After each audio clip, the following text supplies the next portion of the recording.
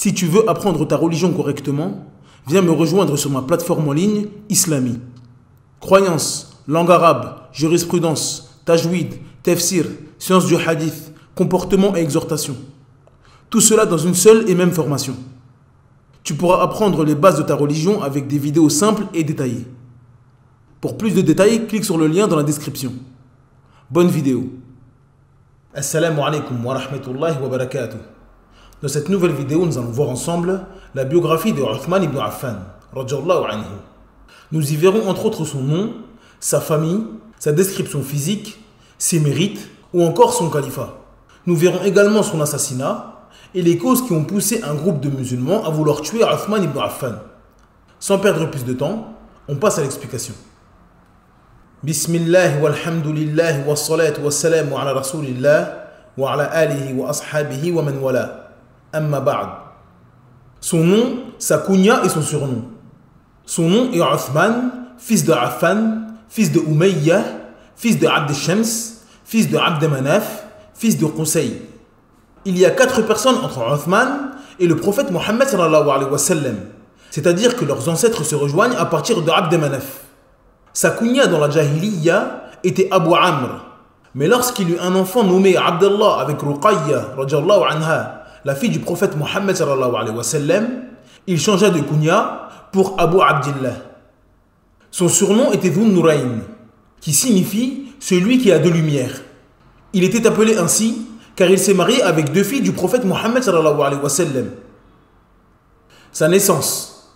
L'avis le plus juste des savants est que Uthman radiyallahu anhu est né à la Mecque 6 ans après l'année de l'éléphant.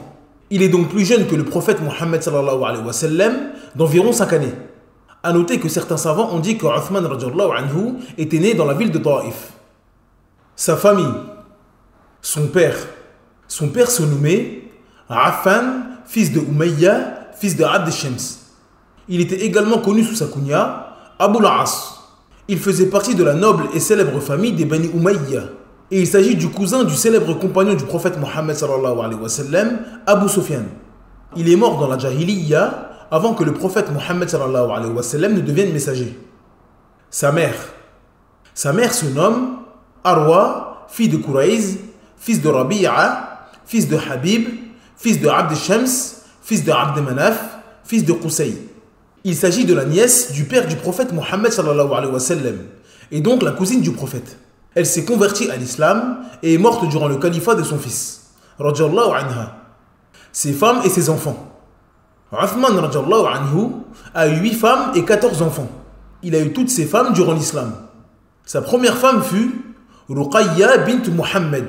Il s'agit de l'une des filles du prophète Mohammed sallallahu alayhi wa sallam. Il a eu avec elle un enfant nommé Abdallah. Kulthum bint Muhammad. Après la mort de sa femme Ruqayya radiyallahu anha, Uthman s'est marié avec Kulthum, une autre fille du prophète Mohammed sallallahu alayhi wa sallam. Fa'akhita bint Ghazwan. Uthman radiyallahu anhu eut un fils avec elle qu'il nomma Abdallah, ou Abdallah le petit, car il est plus jeune que le Abdallah qu'il a eu avec Ruqayya radiyallahu anha. Amr bint Jundub al-Azdiyya. Uthman eut avec elle 5 enfants. Amr, Khalid, Aban, Omar et Maryam. Fatima bint al-Walid ibn Abd Shams ibn al-Mughira al-Makhzoumiyya. Uthman eut avec elle 3 enfants. Al-Walid, Saïd et Sa'd. Al-Banin bint Uyayna. Uthman radiyallahu anhu eut un garçon avec elle qu'il nomma Abd al-Malik. Ramla bint Shayba ibn Rabi'a. Uthman radiyallahu anhu eut avec elle 3 filles. Aisha, Aban et Amr. Na'ilah bint al-Firasa. Uthman radiyallahu anhu s'est marié avec elle alors qu'elle était chrétienne. Elle s'est convertie à l'islam avant qu'il consomme le mariage avec elle et a perfectionné son islam. Sa description physique. Uthman radiyallahu anhu était un homme de taille moyenne, ni grande ni petite. Il avait une barbe très épaisse qu'il teignait, des épaules très larges et beaucoup de cheveux sur la tête. L'imam Zuhri rahimahullah a dit: Uthman était un homme de taille moyenne, avec de beaux cheveux et un beau visage. Il y avait un espace entre ses jambes quand il était debout. Il avait des grands tibias et un nez aquilin. Il avait de longs bras, des cheveux très touffus et bouclés, et une très belle bouche. Il avait également des oreilles basses, un beau visage et l'avis le plus correct est qu'il était blanc de peau. Mais il a été dit également qu'il était foncé de peau. Fin de citation. Son rang social dans la Jahiliya. Dans la Jahiliya, Uthman faisait partie des gens les plus riches et importants de sa tribu. Il était très pudique, précis et intelligent dans ses paroles. Sa tribu l'aimait, l'estimait et le respectait énormément. Il ne s'est jamais prosterné pour une idole dans la Jahiliya. Il ne faisait pas de choses blâmables et n'a jamais consommé d'alcool avant l'islam. Il disait à propos de l'alcool, l'alcool fait partir la raison. Et la raison est la chose la plus élevée qu'Allah a donnée à l'homme. Il doit donc s'élever par la raison et ne pas la détruire. Uthman radhiyallahu anhu était également connu pour sa grande culture et sa connaissance des tribus arabes. Il connaissait les familles, les noms, les tribus et les événements qui se sont déroulés au sein des Arabes. Il a également beaucoup voyagé. Il a voyagé au Chem, en Abyssinie et dans beaucoup d'autres peuples non arabes. Ceci lui a permis de découvrir d'autres cultures, d'autres habitudes et d'avoir beaucoup de connaissances. Son islam. Uthman radhiyallahu anhu s'est converti à l'islam à l'âge de 34 ans. C'est Abu Bakr radhiyallahu anhu qui est venu l'appeler à l'islam juste après sa conversion. Uthman accepta le message immédiatement, sans douter ni réfléchir. Certains savants disent qu'il est le 4e homme à s'être converti à l'islam. Ses mérites. L'annonce du paradis de son vivant. Abu Moussa radhiyallahu anhu a dit « J'étais avec le prophète dans un des jardins de Médine. Un homme vint et demanda qu'on lui ouvrit la porte. « Ouvre-lui, me dit le prophète, et annonce-lui qu'il ira au paradis. » J'ouvris et vis Abu Bakr à qui j'annonçais ce dont m'avait chargé le prophète. Et il loua Allah. Un autre homme vint ensuite et demanda qu'on lui ouvre. « Ouvre-lui, dit le prophète, et annonce-lui la bonne nouvelle qu'il ira au paradis. » J'ouvris et je vis Omar à qui j'annonçais ce dont m'avait chargé le prophète. Et Omar loua Allah. Enfin, un 3e homme demanda qu'on lui ouvre la porte. « Ouvre-lui, me dit le prophète, et annonce-lui la bonne nouvelle qu'il entrera au paradis après le malheur qui le frappera. » C'était Uthman à qui j'annonçais ce dont m'avait chargé le prophète. Uthman loua Allah et ajouta « Allah est celui dont on implore l'aide. » Il s'est marié avec 2 filles de prophète. Comme nous l'avons dit précédemment, Uthman radhiyallahu anhu s'est marié avec la fille du prophète Mohammed sallallahu alayhi wa sallam, Ruqayya. Après la mort de Ruqayya, il s'est marié à une autre fille du prophète Mohammed sallallahu alayhi wa sallam, Kulthum. Il n'est pas connu et rapporté qu'un homme de Adam jusqu'au prophète Mohammed sallallahu alayhi wa sallam se soit marié avec 2 filles d'un prophète dans sa vie, à l'exception de Uthman ibn Affan, radhiyallahu anhu. Les anges sont pudiques envers lui. Aïcha radhiyallahu anha dit « Le prophète était allongé dans ma maison avec la cuisse découverte. Lorsque Abu Bakr demanda la permission d'entrer, il lui donna la permission d'entrer alors qu'il était dans cette position, puis engagea la conversation avec lui. Puis Omar demanda la permission d'entrer. Il lui donna la permission d'entrer alors qu'il était dans cette position. Puis il engagea la conversation avec lui. Puis Uthman demanda la permission d'entrer. Alors le prophète s'est assis, a remis son habit en place, et alors Uthman est entré. Et le prophète lui parla. Lorsqu'il est sorti, j'ai dit au prophète, Abu Bakr est entré. Et alors tu n'as rien fait de particulier pour l'accueillir. Et tu n'as pas fait particulièrement attention à lui. Puis Omar est entré. Et tu n'as rien fait de particulier pour l'accueillir. Et tu n'as pas fait particulièrement attention à lui. Puis lorsque Uthman est entré, tu t'es assis et tu as remis ton habit en place. Le prophète sallallahu alayhi wa sallam a dit, ne dois-je pas faire preuve de pudeur avec un homme vis-à-vis duquel les anges font preuve de pudeur? Son mariage avec Ruqayya et leur émigration en Abyssinie.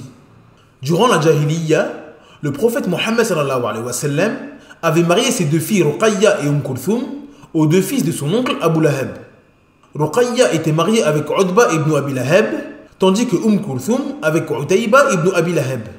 Mais lorsque la sourate Al-Masad descendit, la sourate où Allah Azza wa Jal blâme et menace Abu Lahab ainsi que sa femme, ces derniers ordonnèrent à leurs 2 fils de divorcer les 2 filles du prophète Mohammed sallallahu alayhi wa sallam. Lorsque Uthman radhiyallahu anhu apprit que Utba ibn Abi Lahab divorça Ruqayya, il fut le plus heureux des hommes. Il s'empressa de demander la main de Ruqayya au prophète Mohammed sallallahu alayhi wa sallam. Le prophète sallallahu alayhi wa sallam accepta et sa femme Khadija fut ravie de cette union.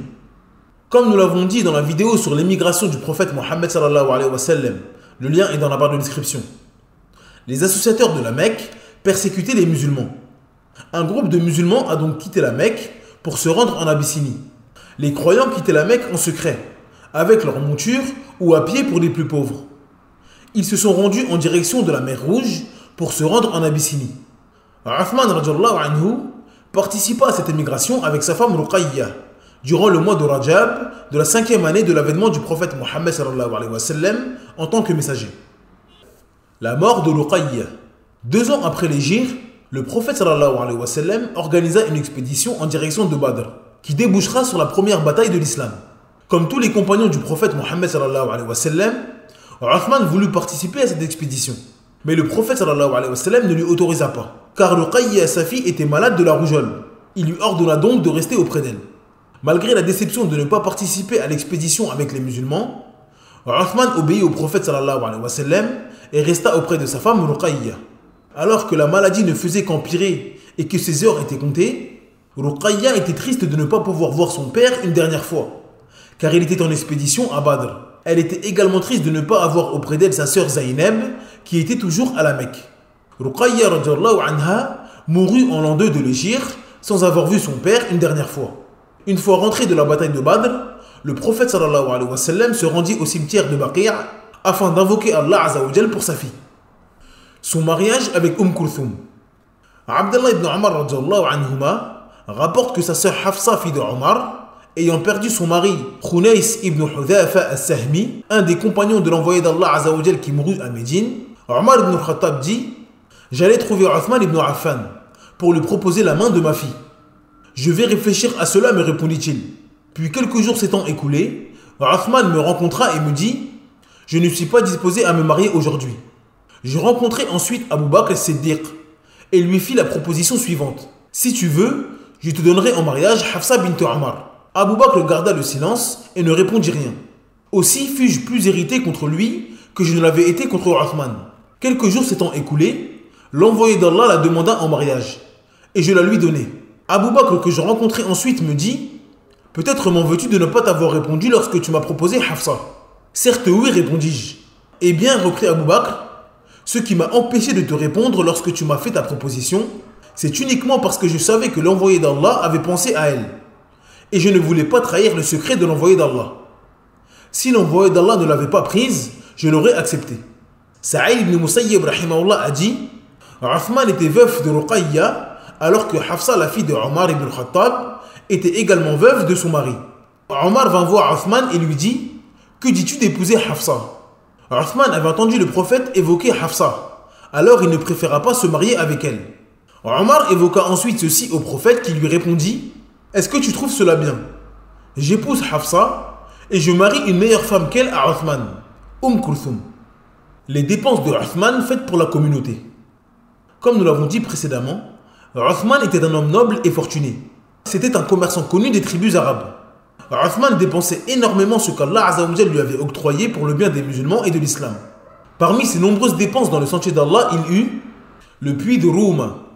Lorsque les Mécois arrivèrent à Médine, l'eau était une chose très rare. Le seul puits de la ville était celui de Rouma. Ce puits appartenait à un homme qui vendait l'eau aux habitants de Médine. Uthman radhiyallahu anhu racheta ce puits et en fit don aux musulmans. L'agrandissement de la mosquée du prophète. Une fois l'État musulman établi à Médine et la mosquée du prophète sallallahu alayhi wa sallam construit, l'islam se propagea de manière considérable. Les musulmans se rendaient donc de plus en plus à Médine pour vivre avec leurs frères et apprendre auprès du prophète Mohammed sallallahu alayhi wa sallam. La mosquée du prophète devenait donc de plus en plus étroite pour accueillir tous les musulmans. Uthman radhiyallahu anhu acheta un terrain situé à côté de la mosquée afin de l'agrandir. L'armée de l'Asra. Lors de la bataille de Tabouk, le prophète sallallahu alayhi wa sallam lança un appel aux riches de Médine afin de financer l'équipement des soldats. Les compagnons ont tous donné en fonction de leur capacité. Mais Uthman radhiyallahu anhu a dépensé pour l'équipement de l'armée des musulmans ce qu'aucun compagnon n'a dépensé. Son rôle dans le califat d'Abu Bakr. Lorsque Abu Bakr devint calife, Uthman faisait partie de Ahl al-Shura. Ahl al-Shura était composé d'un groupe de grands compagnons du prophète Mohammed sallallahu alayhi wa sallam. Abu Bakr les consultait concernant la gestion des musulmans et du califat. Uthman formait avec Omar ibn Khattab radhiyallahu anhu les conseillers rapprochés d'Abu Bakr.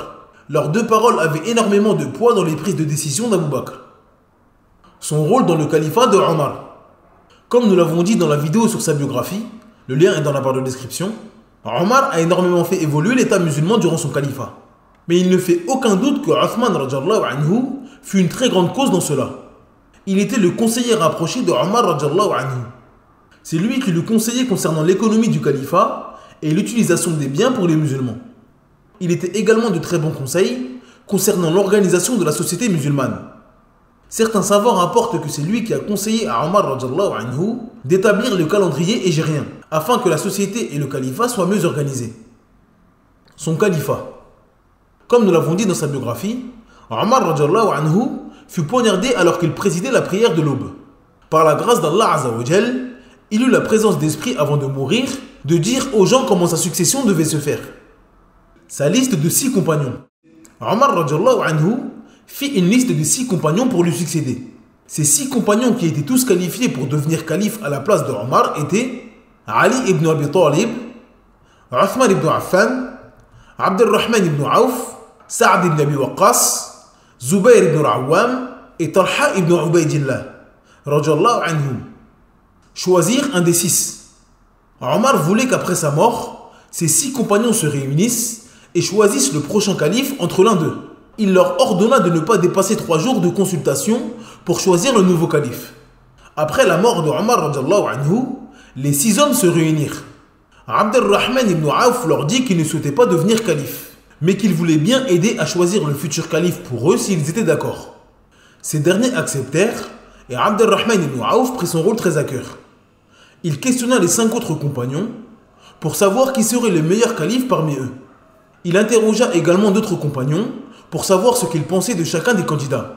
Après 3 jours de longue réflexion, Abdurrahman ibn Auf rassembla les gens et fit un discours. Il annonça à la foule que Uthman radhiyallahu anhu était celui qui avait reçu le plus de sollicitations de la part des gens devant Ali. Abdurrahman prêta donc allégeance à Uthman ainsi que l'ensemble des compagnons. Uthman devint donc le 3e calife de l'islam le jeudi 4 du mois de Muharram de la 23e année de l'Hégire. L'imam Shafi'i rahimahullah a dit: les gens sont unanimes sur le califat d'Abu Bakr, puis la succession de Omar. Omar a ensuite choisi entre 6 pour qu'ils choisissent un d'entre eux. Et ils ont choisi Uthman. Fin de citation. La fitna et le meurtre de Uthman. L'imam Zuhri rahimahullah a dit: Uthman a gouverné les croyants pendant 12 ans. Les 6 premières années se sont très bien déroulées et personne ne lui reprochait quoi que ce soit. Il était même plus apprécié des gens que Omar ibn al-Khattab, car Omar avait une certaine dureté avec eux alors que Uthman était doux et avenant avec eux. Puis vinrent ensuite les troubles. Les historiens ont situé leur début environ à la 2e partie de son califat. Durant le califat d'Abu Bakr, de Omar et au début de celui de Uthman, les gens étaient unis sur la vérité. Ils ne divergeaient pas entre eux. Mais à la fin du califat de Uthman, la division apparut et un groupe parmi les gens du trouble et de l'injustice se forma. Ils tuèrent Uthman et les musulmans ne cessèrent d'être divisés après sa mort. Fin de citation.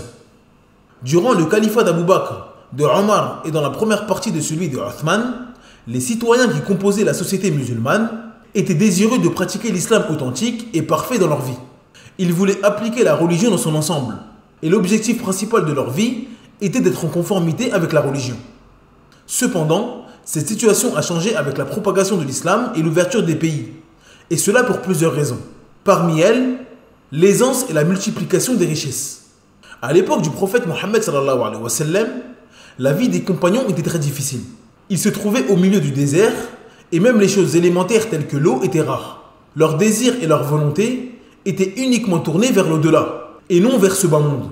Même ceux qui étaient riches avaient leur argent dans la main et non dans le cœur. Mais avec l'expansion de l'islam, l'État musulman s'est enrichi et le mode de vie de nombreux musulmans a changé. Beaucoup se sont lancés dans la course aux richesses et aux bienfaits mondains, au détriment de l'au-delà. L'ignorance. L'expansion de l'État musulman a fait entrer dans l'islam des gens qui ne connaissaient pas l'islam auparavant et qui n'étaient également pas arabophones. L'éloignement des textes à cause de la barrière de la langue, combiné à certaines traditions contraires à l'islam, a ouvert la porte à des égarements dans la croyance et dans le comportement. La haine envers les Arabes. Certaines personnes avaient une haine envers les Arabes. Il s'agissait de certaines personnes non arabes qui avaient accepté le message de l'islam, mais qui avaient gardé en eux la maladie du nationalisme et du tribalisme. Ils ont donc voulu enlever le lien inséparable que l'islam possède avec la langue arabe. Ils ont commencé à utiliser les textes qui indiquent que l'arabe n'est pas supérieur au non-arabe pour s'éloigner de la voie des compagnons du prophète Mohammed sallallahu alayhi wa sallam et comprendre les textes à leur manière. Comme nous l'avons dit dans les vidéos sur la définition des mots compagnon et consensus, s'éloigner de la compréhension des textes des compagnons du prophète Mohammed sallallahu alayhi wa sallam amène obligatoirement à l'égarement. L'hypocrisie. Avec la propagation de l'islam et l'ouverture des pays associateurs, l'hypocrisie s'est énormément propagée. Beaucoup de gens montraient qu'ils étaient devenus musulmans en apparence, mais cachaient la mécréance et la haine de l'islam à l'intérieur. Ceux qui avaient refusé la foi savaient que le meilleur moyen de corrompre les musulmans était d'infiltrer leurs rangs pour tenter de détruire la religion de l'intérieur. C'est pour cela que beaucoup de juifs, chrétiens ou adorateurs du feu ont montré un islam d'apparence afin de propager des ambiguïtés et des innovations au sein de la communauté musulmane. L'apparition d'une nouvelle génération. Comme cela arrive très fréquemment, la nouvelle génération souhaite souvent être en désaccord avec l'ancienne. L'évolution d'une société et d'un mode de vie donne souvent une vision différente à la nouvelle génération, qui estime que l'ancienne est dépassée. Mais comme nous l'avons dit précédemment, la rupture avec les premiers musulmans dans la croyance, le comportement ou la jurisprudence est un égarement. La propagation des rumeurs et du mensonge. Comme nous l'avons dit dans les vidéos de la biographie du prophète Mohammed sallallahu alayhi wa sallam et bien d'autres, les associateurs arabes avaient énormément de défauts et de comportements contraires à la bienséance. Cependant, le mensonge n'était quasiment pas pratiqué chez eux. Ils étaient des hommes très fiers. Et le mensonge indique la faiblesse d'une personne qui ne peut s'en sortir qu'en mentant. Mais avec la propagation de l'islam en dehors des terres arabes, le mensonge et les fausses rumeurs se sont propagés dans la société musulmane, avec tous les maux que cela engendre. La diminution des compagnons du prophète sallallahu alayhi wa sallam à Médine. La propagation de l'islam et l'ouverture de nouveaux pays poussaient donc le calife à envoyer des savants pour enseigner aux gens la religion. La dispersion des compagnons du prophète Mohammed sallallahu alayhi wa sallam aux quatre coins du globe a fait diminuer la science à Médine. Cette diminution de science a permis l'éclosion de groupes de gens de la passion et de l'égarement dans la ville du prophète Mohammed sallallahu alayhi wa sallam. Le meurtre de Uthman. Comme nous l'avons dit précédemment, beaucoup de gens montraient l'islam en apparence et cachaient la mécréance, afin de détruire l'islam de l'intérieur. Parmi les plus connus, il y avait Abdullah ibn Saba. Il s'agissait d'un juif qui montrait l'islam afin de propager des ambiguïtés au sein de la communauté du prophète Mohammed sallallahu alayhi wa sallam. Il est à l'origine de beaucoup de sectes qui sont malheureusement toujours présentes de nos jours, comme le chiisme par exemple. Ce Abdullah ibn Saba utilisait des versets et des hadiths pour égarer les musulmans, car il est obligatoire de mélanger le vrai au faux pour pouvoir avoir des adeptes. Parmi ces nombreuses ambiguïtés, l'affirmation que le prophète Mohammed sallallahu alayhi wa sallam va revenir dans ce bas monde, et qu'il est plus en droit de revenir sur terre que le prophète Isa alayhi salam. Il s'est basé sur la parole d'Allah azza wa jal: Inna alladhina faradu alayka al-Qur'an laradduka ila ma'ad. Dans la sourate 28 au verset 85 d'après la traduction approximative, Allah azza wa jal dit: celui qui t'a prescrit le Coran te ramènera certainement là où tu souhaites retourner. Il ne fait aucun doute que ce verset ne montre en rien que le prophète Mohammed sallallahu alayhi wa sallam reviendra sur terre après sa mort. Certains savants ont dit que l'endroit où le prophète sallallahu alayhi wa sallam souhaite retourner est le paradis, et non ce bas monde. Mais malheureusement, utiliser un verset avec une compréhension contraire à celle des compagnons du prophète Mohammed sallallahu alayhi wa sallam suffit pour égarer un grand nombre de musulmans. Abdullah ibn Saba commença donc à avoir beaucoup de suiveurs dans cette croyance. Ils étaient convaincus que le prophète sallallahu alayhi wa sallam allait revenir, et donc que Uthman n'était pas légitime en tant que calife. Pour eux, il fallait donc sortir contre le calife afin de lui retirer son califat. Pour arriver à leur fin, beaucoup se sont mis à mentir sur Uthman radiyallahu anhu. À cette époque, l'État musulman était immense.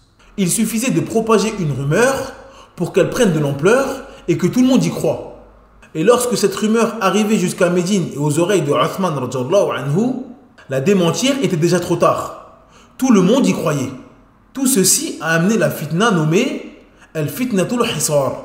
Al-Hisar est le nom d'une maison où se regroupaient les gens qui préparaient le meurtre de Uthman. Uthman savait qu'il allait se faire tuer et devenir martyr, car le prophète Mohammed sallallahu alayhi wa sallam dit à de nombreuses reprises que Uthman allait subir une injustice et qu'il allait mourir martyr. Après plusieurs jours de préparation pour l'assassinat de Uthman, les gens d'Al-Hisar se décidèrent à le tuer. Ils sont donc sortis en sa direction afin d'en finir avec lui. Les compagnons du prophète ont tenté de le protéger et de combattre ces gens égarés. Mais Uthman radiyallahu anhu les en empêcha, pour ne pas qu'un des compagnons du prophète sallallahu alayhi wa sallam soit tué dans la bataille. Uthman fut donc tué le matin du jour du vendredi 12 du mois de Dhul Hijjah de la 35e année de l'Hégire. Radiyallahu anhu. Cette vidéo est maintenant terminée. Merci de l'avoir suivi jusqu'à la fin. N'hésitez pas à télécharger le PDF de cette explication. Le lien est dans la barre de description. N'oubliez pas de vous abonner à la chaîne et d'activer la cloche de notification afin de ne rater aucune vidéo. En attendant, je vous dis Assalamu alaikum wa rahmatullahi wa barakatuh. Subhanakallahumma bihamdik. Ashhadu an la ilaha illa ant. Astaghfiruka wa atubu ilayk.